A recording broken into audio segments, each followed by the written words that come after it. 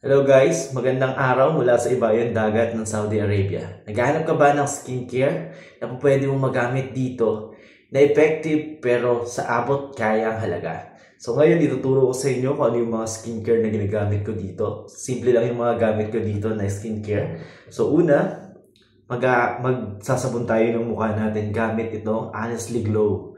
So itong Honestly Glow is galing pa to ng Pinas. Nabili ko to doon sa Pilipinas. At baon ko siya dito sa Saudi Arabia. So ngayon, pinartneran natin siya ng apricot. Ayan. Hindi ko alam kung ano yung tamang pronunciation nito. Pero ito yung ginagamit ko dito na facial scrub.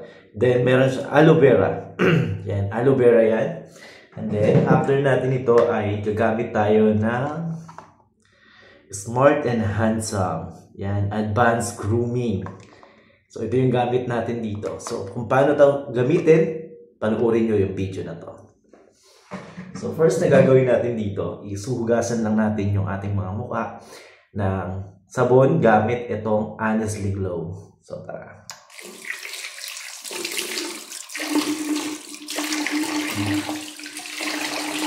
Yan. Scrub lang natin ito sa mukha natin.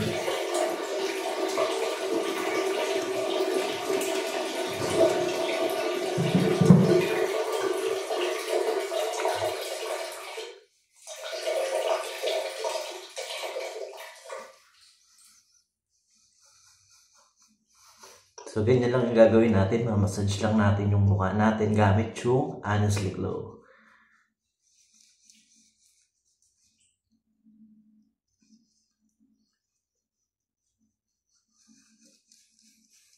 Hindi naman siya kailangan na sobrang tagal mong ibabad sa mukha mo. Kailangan lang natin dito mahugasan yung mga dumi ng mukha natin. So, ginagawa ko to twice a day, morning and night. Para mas lalong effective sa atin yung mga ginagamit natin na skincare.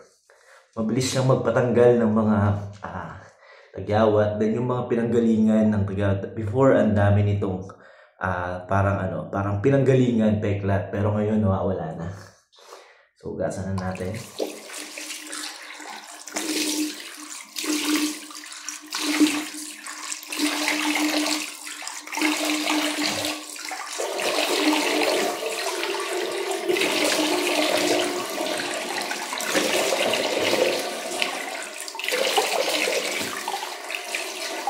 So, after natin mahugasan, mabanlawan yung ating sabon sa ating mukha, gagamitin naman natin itong aloe vera. So, nabili ko lang siya sa halagang 12 real. Dalawa na siya, 12 real lang. So, kuha lang tayo ng konti. So, yun siya.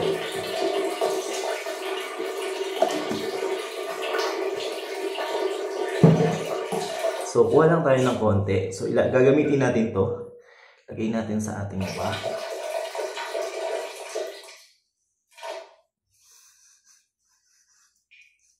So, iwasan nyo guys na malagay sa mata nyo kasi meron siyang parang magaspang kasi ito yung i-scrub natin.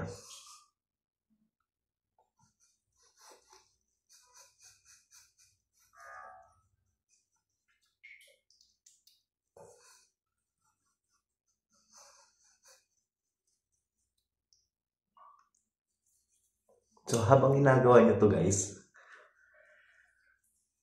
ganyan lang. Iiwasan nyo lang talagang malagay sa mata nyo.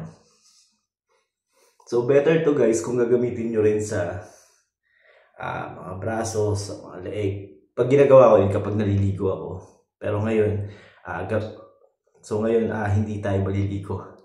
Gagamitin lang natin to kasi nakaligo na tayo. So, after natin mag-i-apply to, i-wash lang ulit natin. So, better siya guys kung papatagalin nyo siya ng mga 5 minutes man lang, ganyan. So, ako ngayon, dahil madalas ko naman siyang ginagamit, at madalas ako maghilamos ng mukha, hindi siya kailangan masyadong matagal. So, banlawan natin.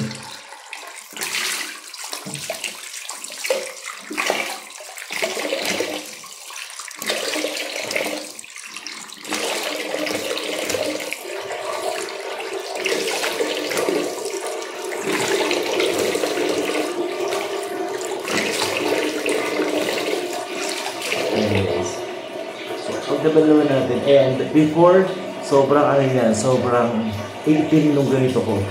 Pero ngayon nagla-lighten na siya. Kung makikita nyo guys. Ayan. Lighten na siya. So, after nyan, i-dry natin yung mukha natin.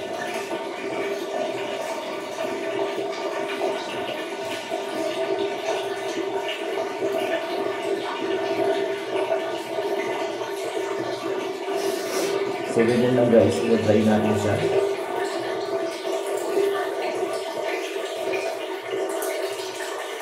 So, yun yung kakalabasan niya. And after, tsaka natin i-apply itong Smart and Handsome Glow. Advanced Grooming. Punin natin siya. So, ito yun. Ito yan. Tapos, i-apply natin. Kuha lang tayo ng sakto.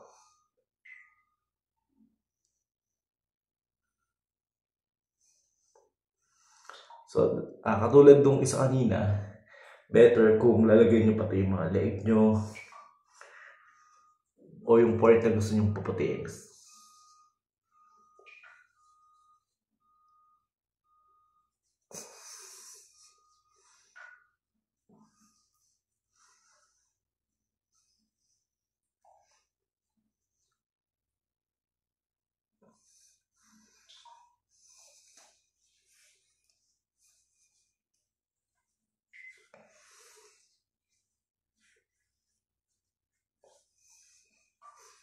So, ganyan lang guys.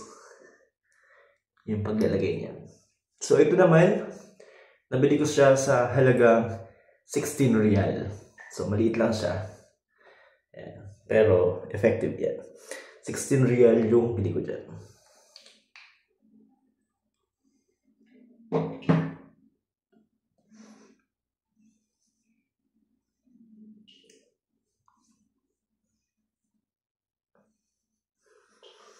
So, yun yung kakalabasan ng mukha nyo guys kapag ginagamit nyo to. So, ngayon, antay lang kayo ng mga, siguro sa unang gamit nyo, mga 1 week before nyo makita yung effect. Ako, mga 1 week ko na siyang ginagamit. Pero nung first na gamit ko talaga, itong mga to, kulay itim. Pero ngayon, hindi na siya maitim. Medyo nawawala na siya. Yan. Tapos may ako natutubuan ng mga tagyawat. Pero ngayon, hindi na ako tinutubuan ng tagyawat. May tumubo man minsan pero nawawala siya agad. So yun lang guys, sana nakatulong. Ulitin ko lang ulit. Ito yung apricot or aloe vera. Hindi ko alam yung tamang pronunciation nito. Ayan. Comment nyo na lang sa baba kung ano yung tamang pronunciation niyan. Okay. Then next natin is ito ating ginamit na Smart and Handsome. Yan. At ito yung ginamit natin na Honestly Glow para panghugas ng ating mga mukha. So yun lang guys, sana nakatulong tong video na to at sana pag ginamit nyo ay effective din sa inyo. Paalala lang guys bawat gagamitin natin, may kanya-kanya tayong pag-effect sa atin ng mga bawat ginagamit natin. So kung effective sa akin, pwedeng hindi effective sa iyo, pero mas maganda kung magta-try tayo. At kung hindi effective po sa inyo, huwag nyo pong ituloy-tuloy yung paggamit. So i-stop nyo na lang po yung paggamit nito para hindi masira yung mga mukha nyo. Yun po yung yung paalala sa atin lagi na hindi common effective po sa akin, magiging effective din po sa inyo. So yun lang guys, sana nakatulong tong video na to. Paalam, God bless.